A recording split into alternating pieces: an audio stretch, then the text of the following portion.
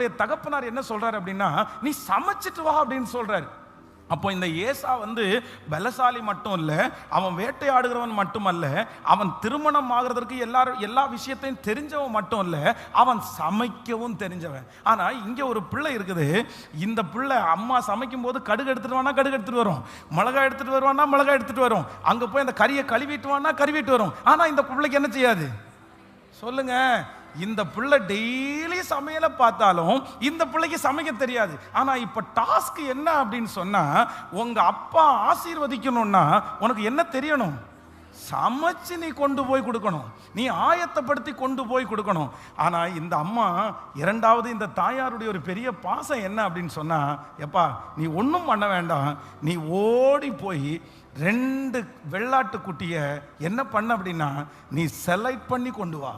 நீ செலக்ட் பண்ணி கொடு. உன்னுடைய வேலை என்னன்னா, நீ ஆட்டு மந்தைக்குள்ள ஓடு, உன் கண்ணில் நீ பாரு, எது பெஸ்டா இருக்குதோ அந்த ஆட்டில் 2 ஆட்டை நீ பிடிச்சிட்டு வா. சமைக்கிற வேலையை யார் பார்த்துக்கிற? நான் பார்த்துக்கிறேன். உங்க அப்பாவுக்கு காரம் ஜாஸ்தியா வச்சா பிடிக்குமா பிடிக்காதான்னு எனக்கு தெரியும், புளி சேர்க்கணுமா சேர்க்கக்கூடாதுன்னு எனக்கு தெரியும். இத்தனை வருஷம் உங்க அப்பா கூட சேர்ந்து குப்பை கொட்டுறேன், எனக்கு உங்க அப்பாவுடைய சமையல் தெரியாதா?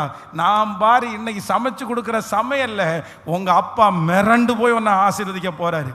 அப்போ நான் நம்புறேன், சின்ன டாஸ்க் எல்லாம் தன்னுடைய பிள்ளையினுடைய கையில கொடுத்துட்டு பெரிய காரியத்தை தன்னுடைய பிள்ளைக்காக ஆயத்தப்படுத்துகிறது தான் யாருன்னா தாயினுடைய அன்பு. நான் நம்புறேன், இன்னைக்கு ஒரு தாய் நம்மை உயர்த்தும்படியாய் ஒரு தாய் நினைக்கிறாங்க, நம்மளை ஆசீர்வதிக்கும்படியாய் ஒரு பரிசுத்த ஆவியானவர் என்கிற ஒரு தாய் வந்திருக்கிறாங்க. அந்த தாய் என்ன சொல்றாங்கன்னா, உனக்காக நான் ஆயத்தம் பண்ணுகிற தேவன். உங்க பிள்ளைகளுக்காக ஆண்டவர் ஆயத்தம் பண்ண போறாரு. கர்த்தர் சொல்லுகிறார், குதிரை யுத்த நாளுக்காக ஆயத்தமாக்கப்படும், ஜெயமோ கர்த்தரால் வரும். வாலிப தம்பி, முயற்சி எடுக்க வேண்டியது உன்னுடைய கடமை. நீ செய்ய வேண்டியதை தைரியமாய் நீ செய். நீ சோம்பேறியாய் இருந்திர வேண்டாம், நீ சும்மா இருந்திர வேண்டாம். கர்த்தர் வாக்கு கொடுக்கிறார், உன்னால முடிஞ்சது. நீ போய் ஆட்டு மந்தைக்குள்ள ஓடி ஆடை எடுத்துட்டு வர்றதுக்கு உனக்கு தெரியும் இல்ல, அந்த காரியத்தை நீ செய். மற்ற காரியத்தினுடைய ஆயத்த பணிகளை அந்தந்த நேரத்தில் வழி திறக்க வேண்டிய இடத்துல கர்த்தர் உங்களுக்கு ஆயத்தம் பண்ணி வைத்திருக்கிறதை உங்க கண் காணல, உங்க காது கேட்கல.